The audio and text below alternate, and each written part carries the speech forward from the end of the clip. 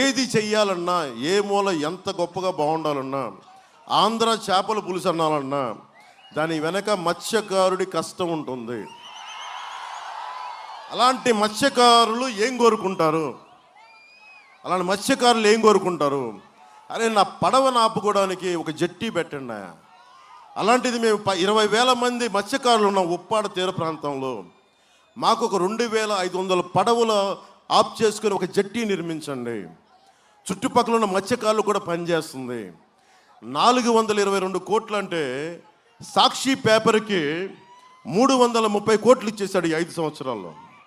ఇంకా అది కాకుండా 41 మంది సాక్షి ఉద్యోగుల్ని పిఆర్ఓల కింద, మీడియా మేనేజర్ల కింద పెట్టుకొని దానికి కొంత డబ్బు, ఇవి కూడా పక్కన పెడితే కేవలం యాడ్స్ కోసం మీకు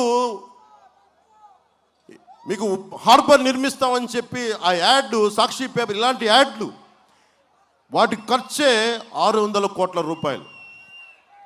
900 మన కళ్ళ ముందే తెలుస్తూ ఉంది.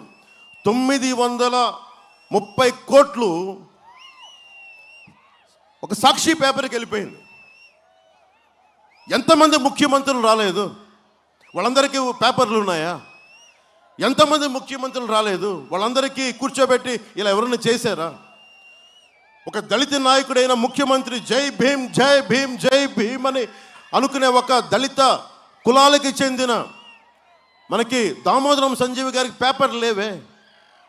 అలాంటిది నేను అందరికీ అండగా ఉంటాను, ఎస్సీ సోదరులు, నా బీసీ సోదరులు, అన్ని కులాలు నా సోదరులు అని చెప్పిన వ్యక్తి 930 కోట్ల రూపాయలు సాక్షికి మళ్లించుకొని 422 కోట్ల మీ జీవనోపాధిది, 20,000 మంది బతికే జీవనోపాధిని పొట్ట మీద కొట్టాడు జగన్.